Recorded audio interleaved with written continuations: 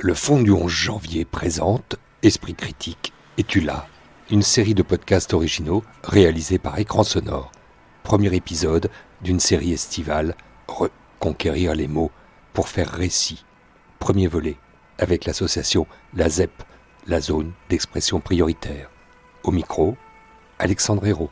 Ce qu'on retiendra de cette journée, c'est d'abord la foule immense, unie, parfois émue et parfois joyeusement bruyante. La spontanéité d'une foule anonyme, le peuple de France dans toute sa diversité s'est levé aujourd'hui. Racisme, préjugés, théorie du complot, antisémitisme, éducation aux médias, laïcité. Est-ce qu'il ne faudrait pas qu'on fasse quelque chose ensemble ?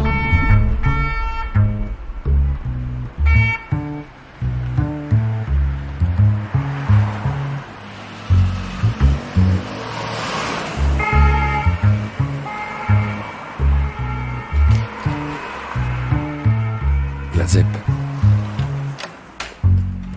Si on fait un effort de mémoire, Emmanuel Vaillant, Édouard Zambo, vous êtes les deux fondateurs. Ça a commencé comment ? Quelle était l'idée ? Emmanuel ? C'était en 2013, la création de la ZEP, avec effectivement cette volonté très farouche de proposer un contrat de confiance aux gens qui consiste à dire « nous allons vous aider à vous raconter vous-même ». C'est-à-dire que la majorité des gens, et moi je le voyais très bien dans les quartiers, les gens ont l'impression qu'on les dépossède de leur histoire, qu'on vient en prendre un petit bout, un petit morceau, simplement pour illustrer quelque chose. Et on est parti avec l'idée qui est de leur dire non, vous allez raconter votre histoire et nous allons vous aider à le faire. Donc c'est vraiment une volonté, c'est à mi-chemin entre l'écrivain public et le journaliste presque, la posture de la ZEP. Il y a une méthode, Édouard Zambo, pour que justement cette parole fonctionne. Ouais, il y a une vraie, en tout cas il y a une vraie posture, c'est qu'on veut pas donner la parole.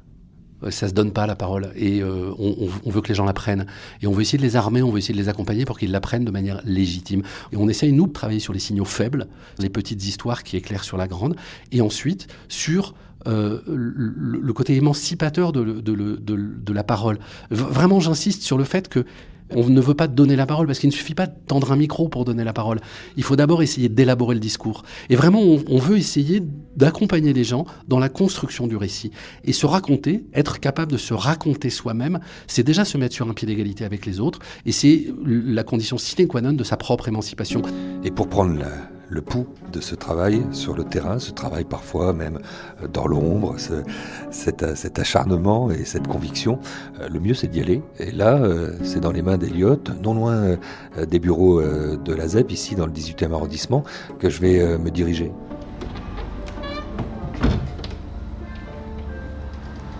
Bonjour. Je vais prendre un petit café, j'ai rendez-vous là. Eliott. Ça va bien ? La question générique, Eliott, c'est quand vous arrivez, vous leur expliquez quoi exactement ? La première fois, on leur explique déjà notre démarche, ce que c'est la ZEP, ce que ça veut dire se raconter, ce que ça veut dire un témoignage, et surtout pourquoi leurs histoires ont du sens, pourquoi leurs histoires sont importantes, parce que de prime abord, ils sont un peu perturbés par le fait de devoir se raconter. Dans le détail, il y a des inconnus, donc c'est d'abord de la prise de confiance, de l'échange sur l'intérêt de la démarche, et ensuite on va aller dans le fond creuser sur des histoires qui font sens. Et il faut y aller. Il faut y aller.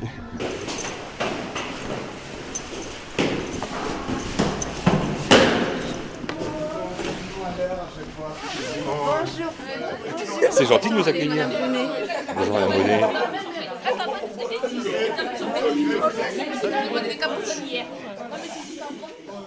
Ce que je vous propose, c'est que vous vous mettiez sur les ordis où vous étiez, et le temps qu'il s'allume, on va faire un exercice. Qui était pas là ? Madame Bruni, je peux prendre votre ordinateur s'il vous plaît ?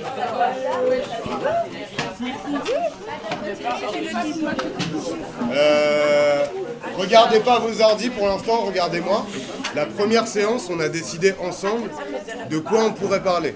Ensuite, en deuxième séance, on est passé en individuel et on a parlé de ce que vous allez parler individuellement, chacun, de vos histoires à vous. Là, j'aimerais bien qu'on réfléchisse à comment on va raconter.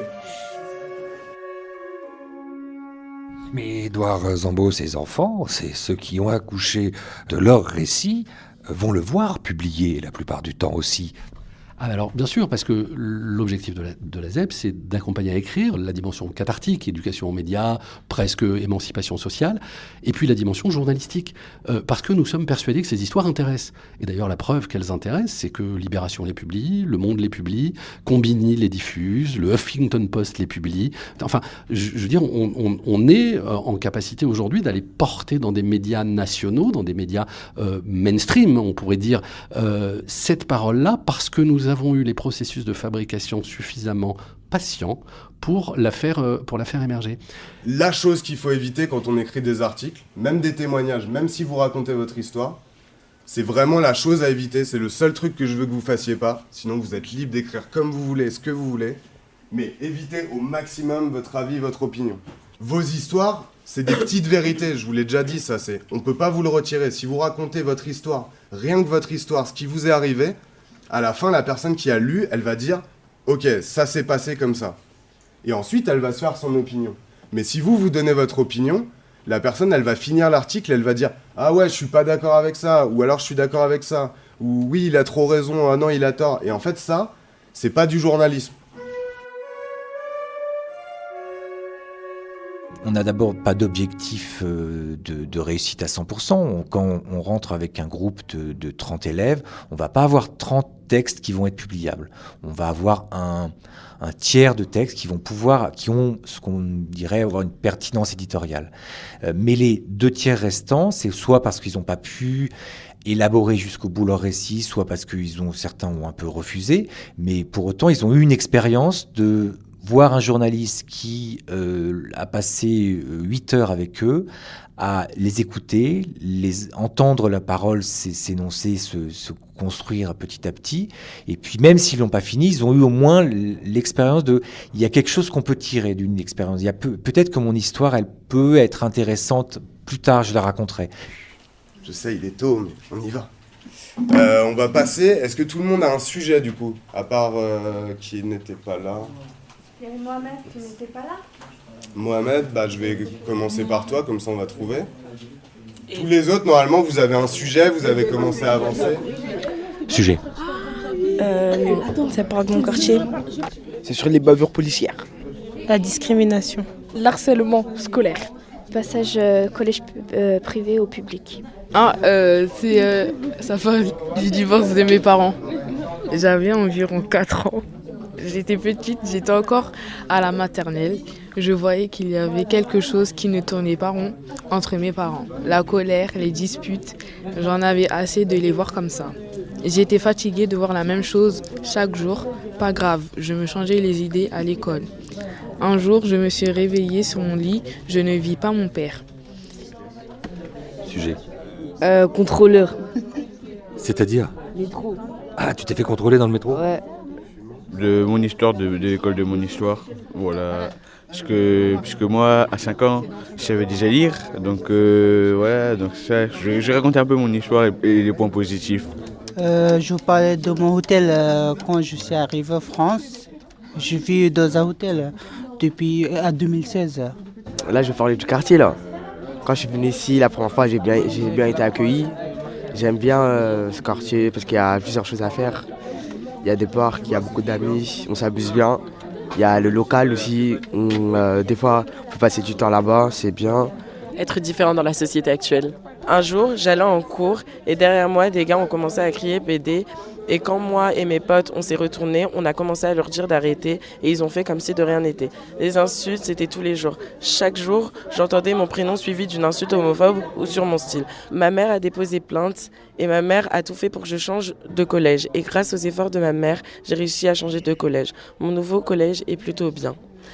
Je pense que cette histoire, je m'en rappellerai toute ma vie car c'était si méchant, si marquant et ça m'a blessée. Voilà. Et la raconter là aujourd'hui, c'est quelque chose qui permet à ces blessures de se cicatriser un peu ? Oui.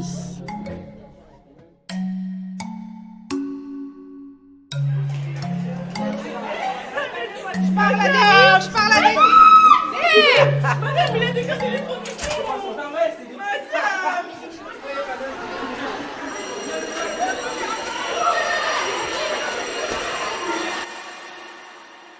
Sujet. Bonjour, je m'appelle Darel Seki, élève en 3e 1.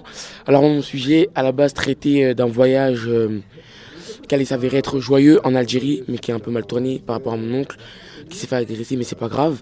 Maintenant, en fait, je vais faire un sujet sur le communautarisme qu'il y a, que je peux voir partout dans la rue ou même à l'école. Le fait que différentes communautés restent qu'entre eux et d'autres communautés restent qu'entre eux. Par exemple, les Noirs restent entre les Noirs, les Arabes entre les Arabes, enfin très peu de mélange. Donc voilà, donc mon sujet va traiter de ça. Sujet ? Je n'en ai pas, monsieur. Il y en a un qui va venir, je suis sûr. Non, j'ai pas d'idée. Mais il va y forcément avoir une idée. Mais j'ai pas d'idée, monsieur.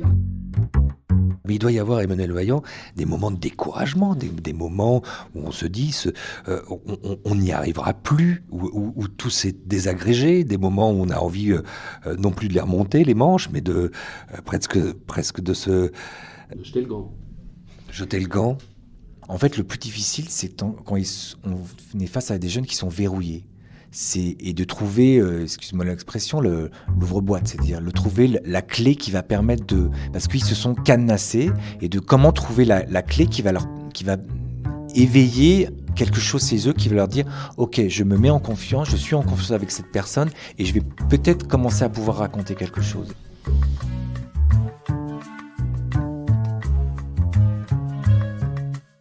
Madame, je dis ça, Delphine Brunet, professeur de français, c'est intéressant de les voir se plonger dans leur... non pas dans le récit des autres, ceux que vous pouvez leur donner à lire avec les programmes, mais dans leur propre histoire. C'est très intéressant parce que d'un coup, il faut qu'ils fassent attention au destinataire. C'est à la fois, je raconte une histoire personnelle, mais pour quelqu'un. Et l'écriture journalistique est quand même différente de celle qu'ils pratiquent quotidiennement à l'école parce que d'un coup, ils doivent s'adresser au plus grand nombre. Et puis cette histoire de maïeutique, c'est-à-dire leur dire qu'ils ont des choses à nous dire. Alors là, nous sommes au collège, ils sont en 3e et je dois vous dire que c'est assez difficile parce qu'ils sont très inhibés. C'est un âge où justement, ils n'ont plus envie de parler, surtout pas aux adultes. Et c'est vrai que là, c'est leur faire un bond en avant par rapport au lycée, parce que justement, comme vous dites, ils sont amenés à dire quelque chose, regarder le monde et aussi assumer une parole. Et là, ils sont à un âge où c'est pas si évident que ça pour eux. Je vous laisse guider un peu, Mohamed. Oui, faut pas l'abandonner là.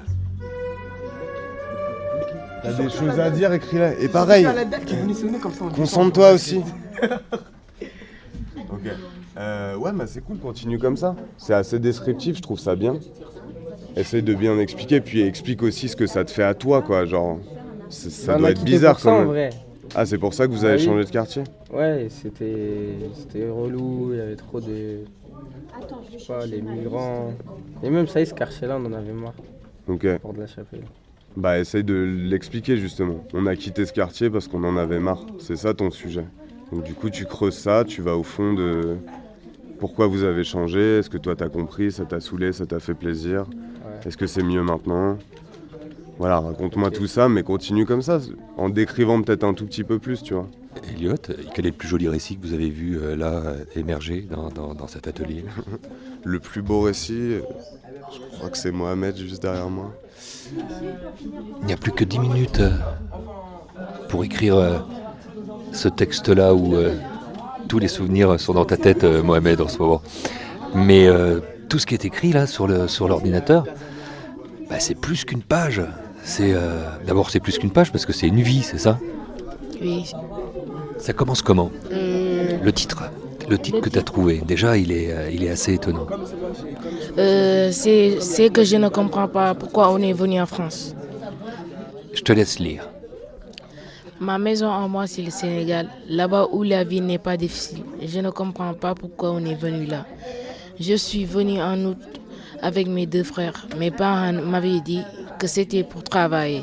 Mais aussi, mes parents ont décidé, sans me demander mon avis, de tout ce complot. Tu sais pourquoi ils voulaient venir ? Ça, c'est une parenthèse qu'a mis Elliot. Quand il lit le mot complot, il te dit, c'est écrit en rouge, tu sais pourquoi il voulait venir ? Là-bas, à Thiès, je pouvais sortir quand je voulais. et l'amitié n'était pas difficile, alors qu'en France, c'est tout le contraire. On n'est pas fixe sur les hébergements aussi. Là, il y a une nouvelle parenthèse d'Eliott. Tu veux dire quoi par là? Tu déménages tout le temps? Pourquoi c'est difficile? Je te laisse continuer. Et ça amène des conséquences à notre famille. Par exemple, mon plus petit frère a finalement eu une maladie des yeux. Ses yeux étaient tout marrons et des fois, il allait jusqu'à les gratter. Ça m'agace et ça me dérange qu'on n'a pas encore d'hébergement. Quand je vois ici notre situation, ça me paraît dingue. Alors qu'au Sénégal, avec la pureté de l'air, on est tranquille. Ça me plairait de respirer à nouveau de l'air pur. Mais comme la vie ne saurait pas être mieux, non problème. Mais bref.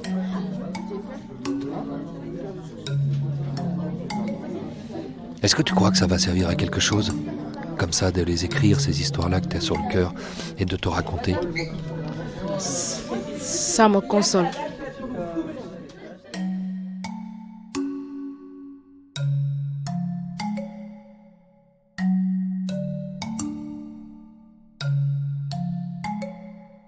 Sept ans, je ne sais pas si c'est l'âge de raison, Édouard Zambo, mais aujourd'hui, il y a un bilan qu'on a envie de tirer, s'il fallait évoquer ce point-là. Un bilan, la ZEP est en train de se déployer sur le territoire. On faisait 80% de notre activité en Ile-de-France. Jusqu'à maintenant, on va en faire probablement moins de 50% l'année prochaine et ça va, on va étendre. On a fait 600 ateliers l'année dernière. Si c'est un bilan chiffré, il est incroyable par rapport à ce qu'on imaginait quand on a créé cette association sur un coin de bureau, parce qu'on l'a créé, je dirais, sur nos heures perdues. Et puis c'est devenu une activité pleine, avec des salariés, une équipe, une reconnaissance, etc. Maintenant, on a envie aussi d'élargir le public, d'accompagner à l'écriture des gens plus vieux, peut-être de se tourner vers des structures d'accueil pour des gens âgés, je veux dire, la France manque terriblement du récit de ses habitants, terriblement. Et on a envie d'être un des éléments de cette narration du quotidien, de ce récit. On a envie d'accompagner, d'aider ceux qu'on peut à se remettre en récit. Nous, ces récits nous intéressent à titre personnel, à titre journalistique. On les lit, je veux dire, on est client de ce qu'on produit, en quelque sorte. Donc, oui, et puis, comme vous avez pu le voir, Emmanuel a fait une présentation rapide de l'équipe. Elle est sur une moyenne d'âge inférieure à 30 ans. Donc, ils ont l'avenir devant eux. Quand on en aura marre, ils garderont les clés de la maison, j'espère, hein.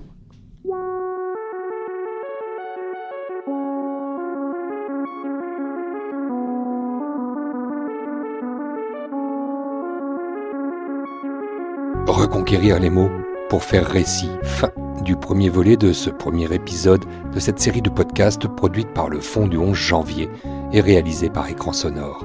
Remerciements à toute l'équipe de la ZEP et tout spécialement à ses deux fondateurs Emmanuel Vaillant et Édouard Zambo, ainsi qu'à Eliott Clark qui nous a fait entrer dans la classe du collège Édouard Philippe dans le 18e arrondissement parisien.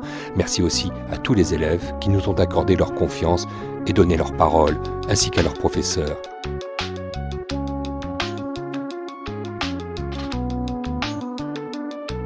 Esprit critique, es-tu là? Direction éditoriale, Anne Lescaut. Habillage sonore, OH. Communication, agence RUP. Montage et mixage, Benoît Artaud. Au micro, Alexandre Hérault.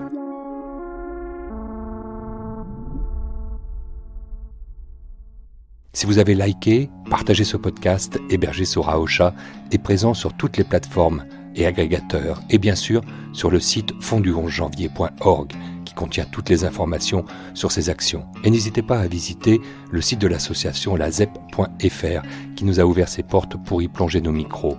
Une bonne nouvelle, la sortie d'un livre de témoignages est prévue en septembre 2020. En attendant, bel été sonore à toutes et tous. Retrouvez toutes les semaines 2 podcasts de la collection en nouvelle diffusion.